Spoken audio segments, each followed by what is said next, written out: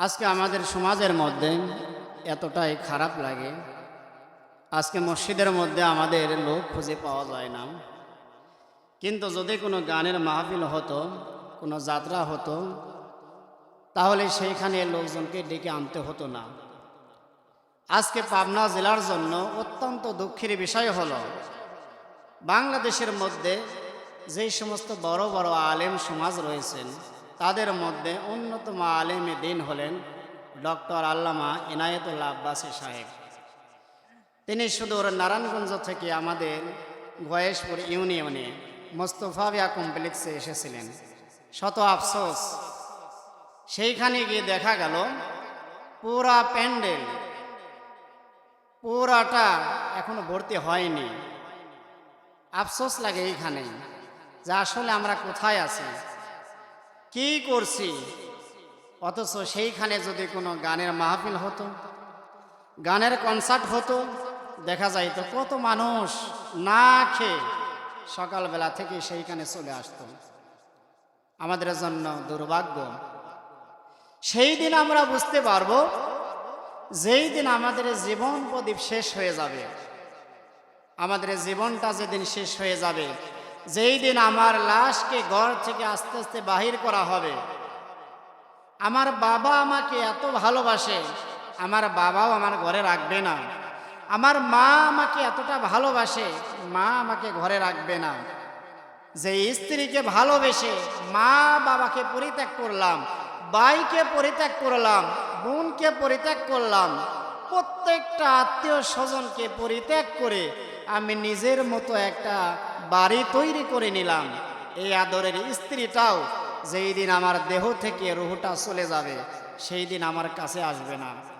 সেই দিন আমার প্রত্যেকটা আত্মীয় স্বজনেরা একটা কথাই বলবে, এ মারা গিয়েছে, এ লাশ হয়ে গেছে, একে আর রাখা যাবে না, একে যত তাড়াতাড়ি সম্ভব কবরস্থানে নিয়ে যাও, এর দাফন কাফন তাড়াতাড়ি সমাধা করো। তারপরও কেন আজকে আমরা ভালো কাজ ছেড়ে মন্দ কাজের দিকে যাচ্ছে? আল্লাহ নবী বলছেন, প্রত্যেকটা মানুষকে যখন কবরস্থ করা হবে, বেঈমানেরা, মুশরিকেরা, কাফেররা এই কবরের আযাব তারা সহ্য করতে পারবে না। সেই দিন সহ্য করতে না পেরে তারা আল্লাহর কাছে একটা প্রার্থনা করবে, আল্লাহি ইয়াওয়াদুনা লাউ রুদ্দু ইলাদ দুনিয়া লাসামুন নাহার ওয়া আকামুল লায়াল।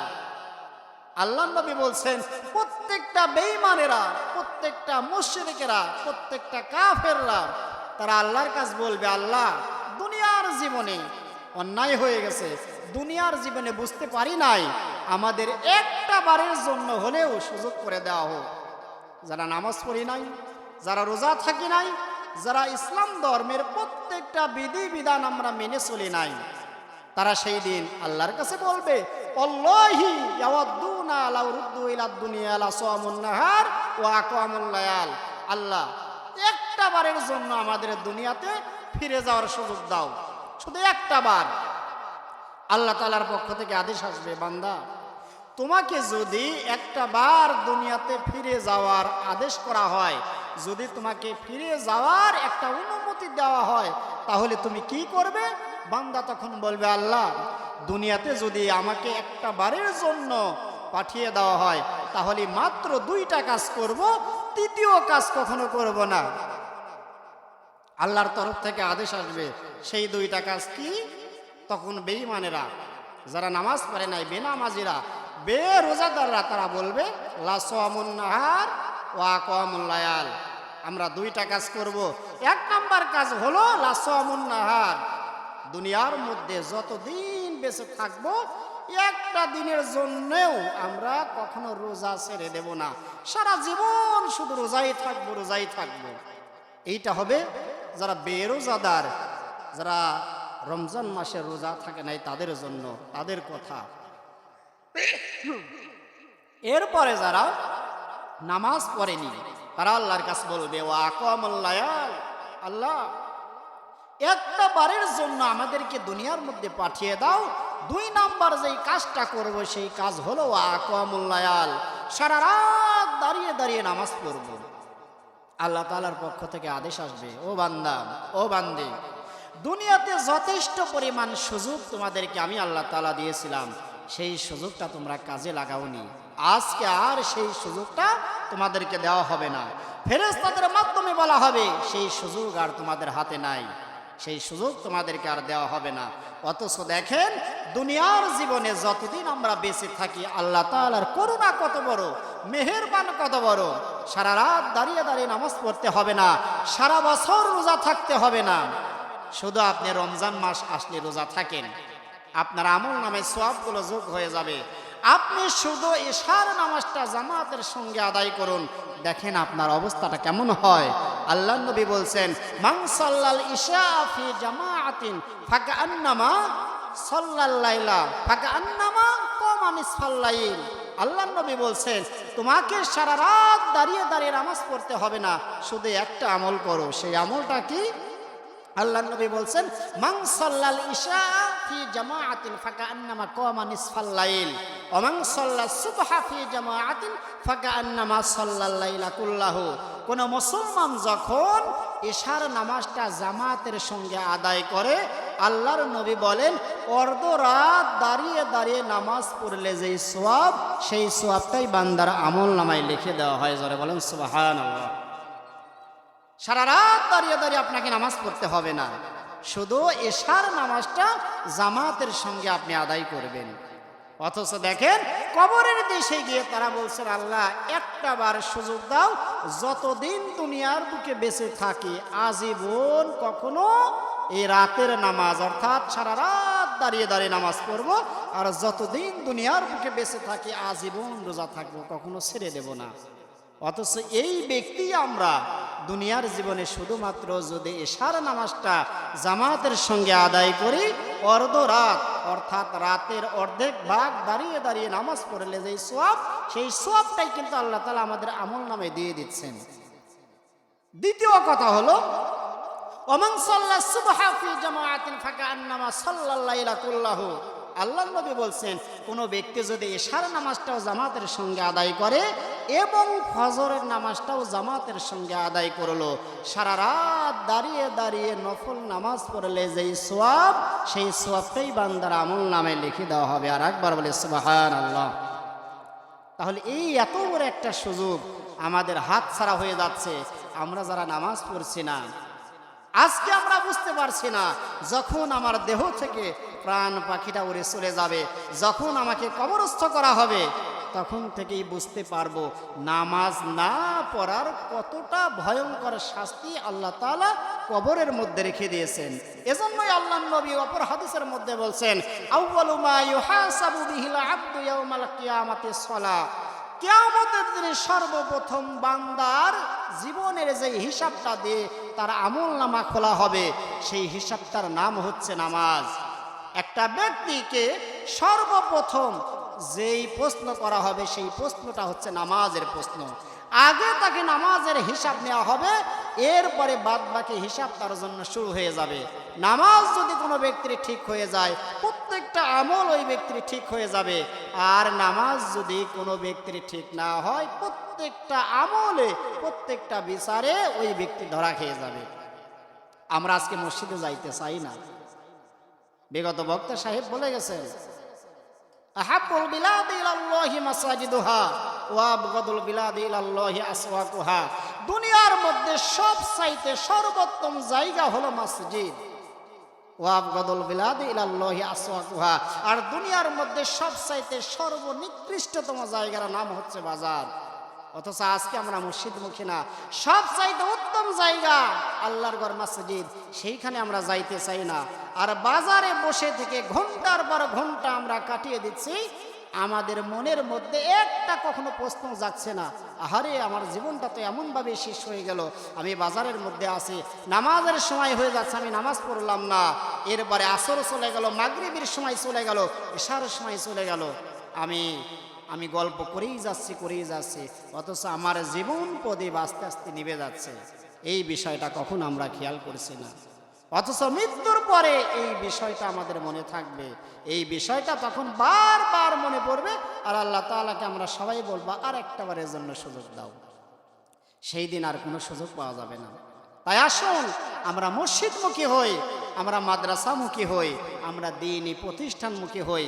আল্লাহ না করুক এই মুহূর্তে যদি আমি মারা যাই, আল্লাহ তাআলাকে যদি আমি এমনও করি সারা জীবন একটা সিজদা করি নাই, সারা জীবন একটা রুকু করি নাই, আমি নামাজে দাঁড়িয়ে গেছে, এমত অবস্থায় যদি মালাকাল মাউত আজরাইল আলাইহিস সালাতু ওয়াস সালাম আমার সামনে যদি এসে হাজির হয়, আমার জানটা যদি রুকু অবস্থায় কবজ করে নিয়ে যায়, হাসরের ময়দানে যেই সমস্ত মানুষেরা রুকুকারীদের কাতারে থাকবেন, যেই সমস্ত মুমিন বান্দারা রুকু অবস্থায় মারা গিয়েছে, সিজদা অবস্থায় মারা গিয়েছে, নামাজ অবস্থায় মারা গিয়েছে, ওই সমস্ত মানুষদেরকে আল্লাহ তাআলা রুকুকারীদের সাথেই হাসর নাসর করে দেবেন। সুবহানাল্লাহি ওয়া বিহামদিহি। এজন্য আমাদের মসজিদমুখী হতে হবে, মাদ্রাসামুখী হতে হবে। আল্লাহর নবী বলছেন, এই যে মসজিদে যাওয়ার আগেই মুয়াজ্জিনগণ আযান দিয়ে থাকেন। আল্লাহর নবী বলছেন, আল মুয়াজ্জিনুনা আতওয়ালুন নাসি আ'নাকা ইয়াউমাল কিয়ামা। কিয়ামতের দিন সমস্ত মানুষেরা দাঁড়িয়ে থাকবে, কোটি কোটি মানুষেরা দাঁড়িয়ে থাকবে। সব চাইতে এক শ্রেণীর মানুষকে দেখা যাবে, ওই শ্রেণীর মানুষেরা তাদের গাড় থাকবে অত্যন্ত উঁচু, এই মাথাটা থাকবে অত্যন্ত লম্বা। কোটি কোটি মানুষেরা বলবে, এই ব্যক্তিরা কারা? হাসরের ময়দানে সমস্ত মানুষ প্রায় সমবেত, সমান সমান, কিন্তু এমন কিছু মানুষকে দেখা যায় তাদের ঘাড় এত লম্বা কেন? তারা অন্যান্য মানুষের চাইতে এত লম্বা কেন?